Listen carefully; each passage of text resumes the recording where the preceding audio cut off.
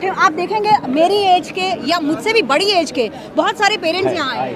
खाली यंग बच्चे नहीं है यहाँ पे, कॉलेज के, स्कूल्स के, आपको सिर्फ बच्चे नहीं मिलेंगे, आपको बड़े लोग भी मिलेंगे, जॉब करने वाले आए हुए, बहुत सारे लोग आए हुए। सोनम वांगचुक किस लिए आए हैं? क्योंकि उन्हें पता है कि हाल क्या है आज के एजुकेशन के। 1 साल वो जेल में रह गए हैं। ये सरकार कभी कुछ नहीं बोलती है। बहुत सारे मुद्दे हैं, अगर आप मुद्दे गिनाने पे आ जाएंगे तो दुनिया भर के मुद्दे हैं कहने के लिए।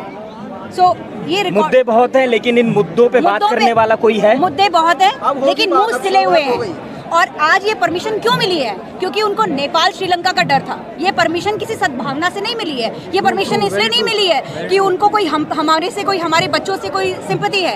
किसी को कोई सिंपैथी नहीं है। सब अपनी अपनी रोटियां सेक रहे हैं। और ये जो कह रहे हैं ना, एक ही डंडे से सरकार सभी को एक ही डंडे से हाँकना चाह रही है, ये बच्चे नहीं हाँके जाएंगे। मतलब अब बहुत अच्छा है ना, देश समझ ले कि केवल युवा ही नहीं मैदान पर है, बल्कि युवाओं के पेरेंट्स भी जो है ना मैदान में उतर चुके हैं। पेरेंट्स उतरे हैं, जो संतरे हैं वो घर पे बैठे हैं, और जो संतरे नहीं हैं वो यहाँ आज आपको मैदान में दिखेंगे और आगे भी दिखेंगे। कांग्रेस पार्टी भी तो सपोर्ट नहीं कर रही है। देखिए, दूध का धुला कोई भी नहीं है। कांग्रेस पार्टी लगातार ट्विटर पे डाल रही है कि कोई भीड़ नहीं है, कुछ नहीं है। मैं उनकी स्पोक्स पर्सन नहीं हूँ। मैं किसी पार्टी की स्पोक्स पर्सन नहीं हूँ।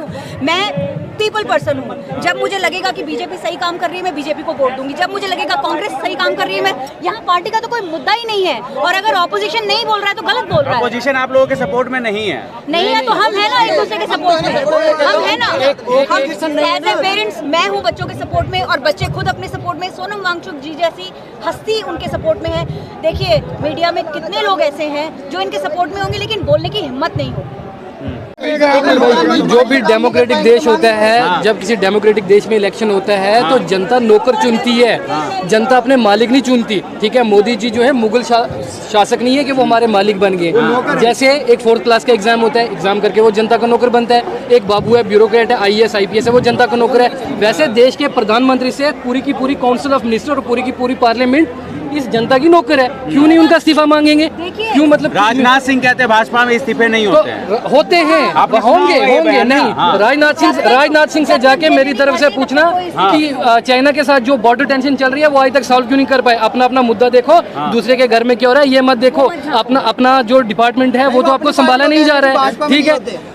ठीक है, करने पड़ेंगे आपको, अकाउंटेबिलिटी आपको तय करनी पड़ेगी। ये जो यूथ खड़े हैं आपके सामने, इनको कैमरे में दिखाओ, ये प्रधानमंत्री से ज्यादा योग्य हैं, ये प्रधानमंत्री से योग्य हैं, ये मैडम निर्मला सीतारमण से ज्यादा योग्य हैं। एनी सिंगल डे मैं लिख के देता हूँ, क्वालिफिकेशन हर चीज आता है। अगर आपसे नहीं हो रहा, मैं प्रधानमंत्री मुझे प्रधानमंत्री जैसे एक दिन के लिए अगर प्रधानमंत्री बना दोगे ना, जिन्होंने ये पेपर लीक किया, जो करप्शन कर रहे हैं, जिनकी वजह से पुल गिर रहे हैं, मैं इनको लाल किले में खड़े खड़े फांसी लगा दूंगा। मैं छोड़ने वाला नहीं हूँ। कॉन्स्टिट्यूशन में कैपिटल पनिशमेंट का प्रावधान है, लेकिन नहीं दी जा रही है। क्यों? क्योंकि बड़ी बड़ी मछलियां ना, छोटे छोटों को डाल के जेल में डाल देंगे, उनको आएगा ही नहीं है। बदलने से, सेवा बोल देने से सेवा नहीं होती है। सेवा करने के लिए लोगों का साथ देना पड़ता है। बिल्कुल। और हम इसी देश के हैं, ये बच्चे इसी देश के हैं। और ये जो प्रोटेस्ट कर रहे हैं वो अपने हक के लिए कर रहे हैं, क्योंकि बड़े नहीं कर रहे हैं उनके लिए कुछ भी। जो कुर्सी पर बैठे हैं, जिनकी ये रिस्पॉन्सिबिलिटी है, जिनकी ये जिम्मेदारी है, वो जब कुछ नहीं करेंगे तो बच्चों को करना पड़ेगा। कोई कब तक बर्दाश्त करेगा? मोदी जी की डिग्री फर्जी है, बार-बार रोक लग जाती है जी कि अब की बार आएगी, अब की बार आएगी। अभी तक मोदी, आप कह रहे हो 2048 का आपने विजन ले लिया। हमारे देश पहले आप बोले 2026 तक विजन ला देंगे। देख, मोदी जी की डिग्री फर्जी है और मोदी जी से देश संभल नहीं रहा है। मोदी जी कुछ दिनों में देश छोड़कर भागने वाले हैं। बीजेपी के बड़े बड़े नेता देश को छोड़कर भागेंगे। देश के हालत, जनमत को लूटा जा रहा है। SIR देख लीजिए, कैसे हरियाणा का चुनाव लूटा, कैसे दिल्ली का चुनाव लूटा, कैसे बिहार का चुनाव लूटा, कैसे महाराष्ट्र का चुनाव लूटा।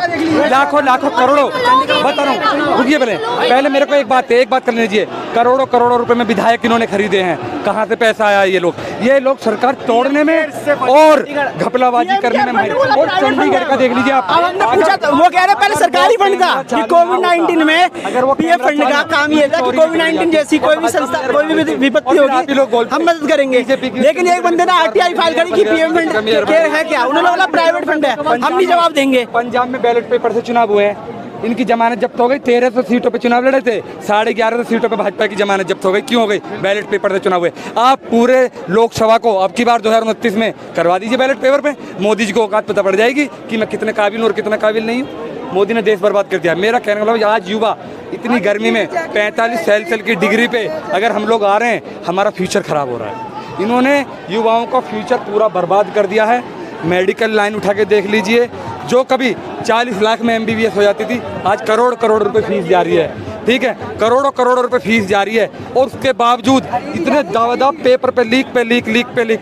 मैं कह रहा हूँ ये सरकारी लीक है पूरी। इनसे पेपर ना तो इनसे पेपर दिलाए जा रहे हैं, ना इनसे गद्दी संभाली जा रही है। आने वाले समय में बहुत बड़ा आर्थिक संकट आने वाला है, मैं आप लोगों को बता रहा हूँ। अगर 2 दिन बाद ये प्रोटेस्ट बंद हो गया यहीं पे, या फिर ये मुद्दा ही बंद हो गया, तब क्या करेंगे? देखिए मैं बता रहा हूँ, ये प्रोटेस्ट तो बंद होगा नहीं।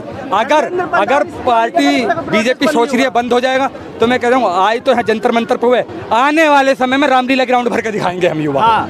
ये रामलीला ग्राउंड, अगर इन्होंने हमारी बात नहीं मानी तो रामलीला ग्राउंड में वो होगा आगाज। देख लीजिए रामलीला ग्राउंड। अब मानिए ना, क्या कर रहे हो आप? एक गरीब रिक्शा चलाने वाला बच्चा कैसे अपने बच्चों को पढ़ाता है, कैसे पेट काट के पढ़ाता है कि मेरा बच्चा वकील बनेगा, मेरा बच्चा इंजीनियर बनेगा, मेरा बच्चा MBBS करेगा, मेरा बच्चा डॉक्टर बनेगा। इन लोगों ने पूरी शिक्षा प्रणाली को खराब कर दिया।